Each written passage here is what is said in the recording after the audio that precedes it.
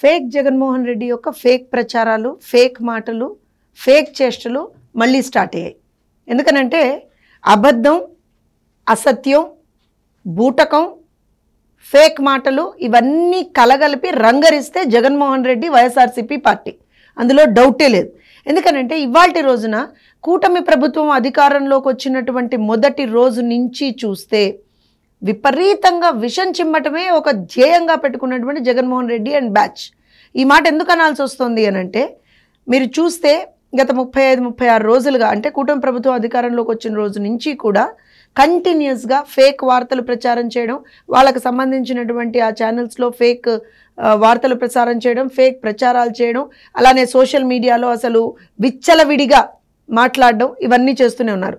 దానికి వాళ్ళు అసలు కంప్లీట్గా జగన్మోహన్ రెడ్డి గారు బయటకు వచ్చి అయ్యో బాబోయ్ రాష్ట్రంలో గతం అంటే కూటమి ప్రభుత్వం అధికారంలోకి వచ్చిన తర్వాతట విపరీతంగా హత్యలు జరిగాయట, విపరీతంగా దాడులు జరిగాయట, ఎక్కడికక్కడ incidents of arson. For the first time ఆ మహానుభావుడు ఒక ఏమంటారంటే నేషనల్ ఛానల్కి నేను ఇవాళ రోజున ఒక ఇంటర్వ్యూ ఇస్తా ఈ మాట మీద అని చెప్పి, అన్నీ అక్కడ కూడా తప్పుడు, అక్కడ కూడా అబద్ధాలే.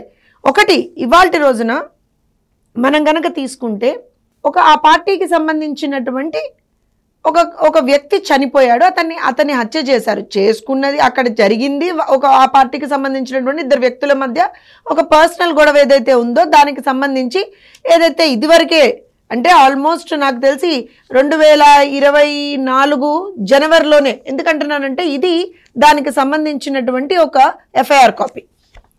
ఏదైతే ఇవాళ రోజున నిందితుడు ఉన్నారో అతని మీద వీళ్ళకి సంబంధించినటువంటి వ్యక్తులందరూ పెట్టినటువంటి ఒక హత్యాయత్నం కేసు ఇవన్నీ ఉన్నాయన్నమాట.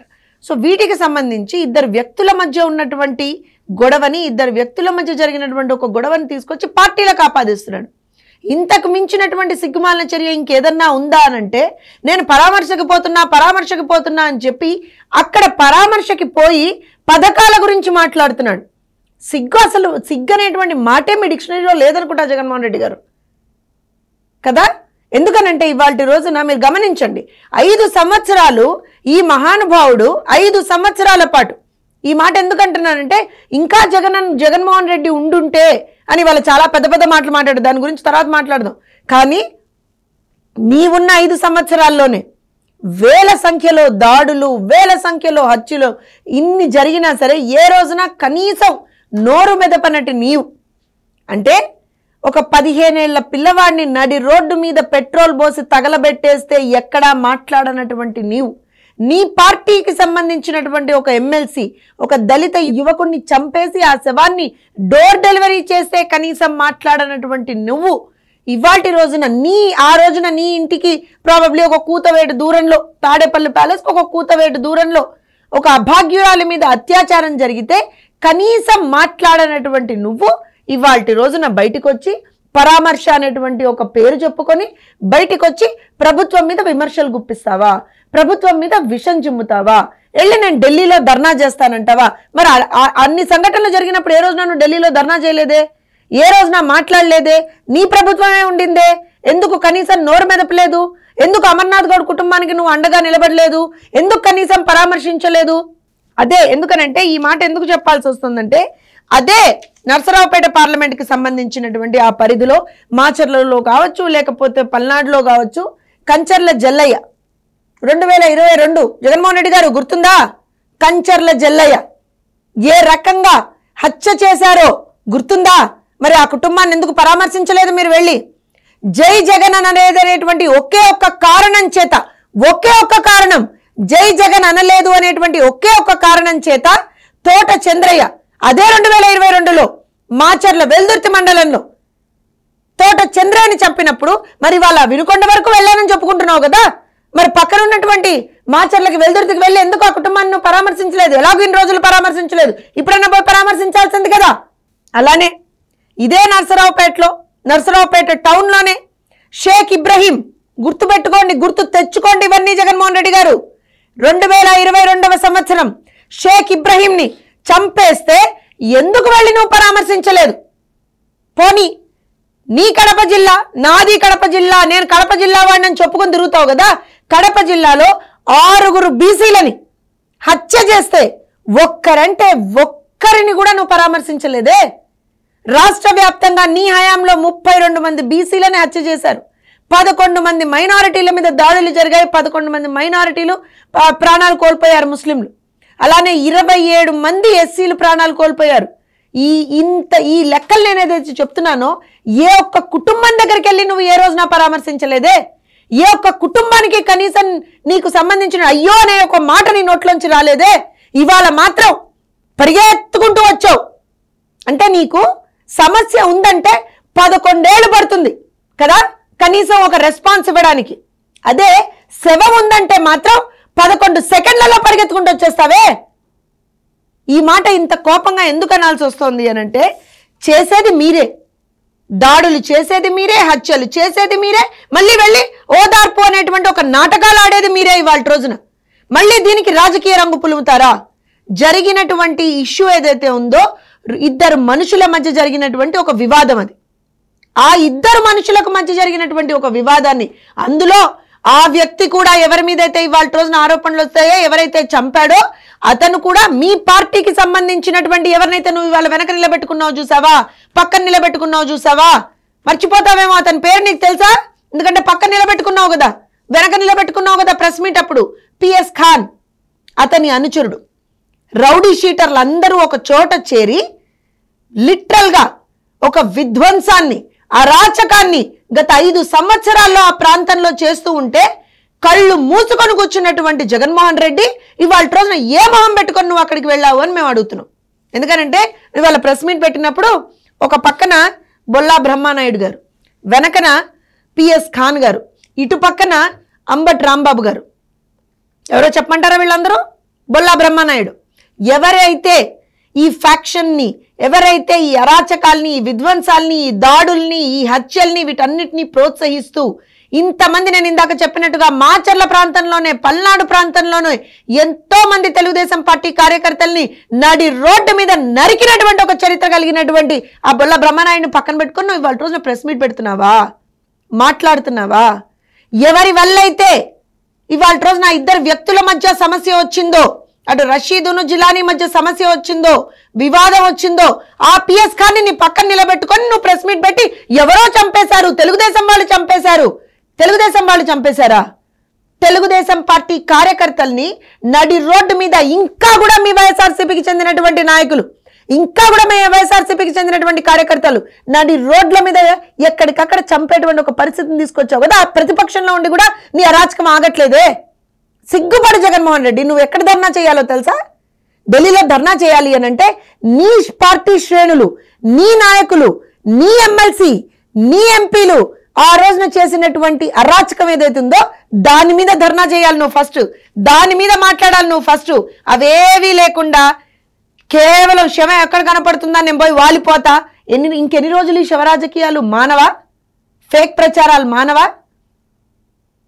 శవానికి జగన్మోహన్ రెడ్డికి ఒక అవినాభావ సంబంధం ఉందని చెప్పి బయట టాక్. జగన్మోహన్ రెడ్డి శవానికి జగన్కి ఒక అవినాభావ సంబంధం ఉంది అని బయట టాక్. కనీసం ఇప్పటికైనా మారు. అండ్ రాష్ట్రపతి పాలన కావాలా రాష్ట్రంలో? చెప్పమంటావా? నీ పార్టీ కార్యకర్తలు ఎక్కడెక్కడ తెలుగుదేశం పార్టీ కార్యకర్తల్ని చంపారో? 8 మంది తెలుగుదేశం పార్టీ కార్యకర్తల్ని కోల్పోయాం గత 40 రోజుల్లో. ఎవరు బాధ్యులు? నీ పార్టీ మనుషులు బాధ్యులు, నువ్వు బాధ్యుడివి.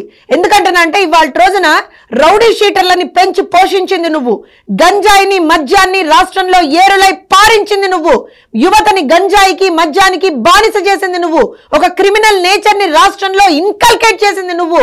రాష్ట్రంలో ఉన్నటువంటి యువతలో కంప్లీట్ గా ఒక క్రిమినల్ నేచర్ ని ఇన్కల్కేట్ చేయాలి అనేటువంటి దుర్మార్గమైనటువంటి ప్రయత్నం గత 5 సంవత్సరాల్లో నువ్వు చేసావు. విధ్వంసమే ఆజ్యంగా, విధ్వంసమే ఒక పునాదిగా నీ పాలన నడిచింది 5 సంవత్సరాల్లో. ఇవాళ వచ్చి నువ్వు కథలు చెప్తావా?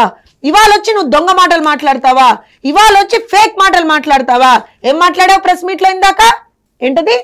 2 దఫాలుగా అందవలసినటువంటి వసతి దీవెన, 2 దఫాలుగా అందవలసినటువంటి విద్యా దీవెన అందలేదా? ఏప్రిల్లో ఎవరున్నారు జగన్మోహన్ రెడ్డి? ప్రభుత్వం ఎవరిది ఏప్రిల్లో? ఎక్కడ పోయింది నీకు? అసలు ఏమాత్రం కూడా నీ కామన్ సెన్స్ పనిచేస్తుందా అని అడగాల్సినటువంటి పరిస్థితి. 35-36 రోజులు కాలేదు మేము అధికారంలోకి వచ్చి.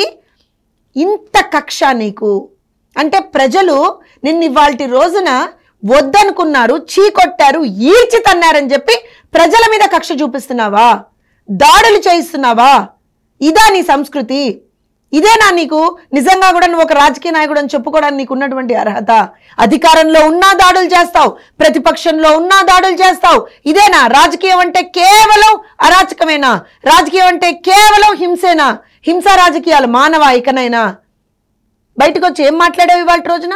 కనీసం నీకు అక్కడ లోపలుండి మాట్లాడుతున్నప్పుడు, ఒక తల్లిని వెళ్ళి నువ్వు పరామర్శిస్తున్నావు అన్నప్పుడు కనీసం ఆ తల్లి దగ్గర కూర్చొని ఆ తల్లిని ఓదార్చాలి అనేటువంటి ఒక ఆలోచన నీకు లేదే?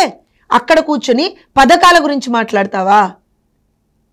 అసలు ఏమాత్రమైనా అంటే సిగ్గుందా అని అడగాలని అన్నంత కోపం వస్తుంది వాస్తవానికి కూడా.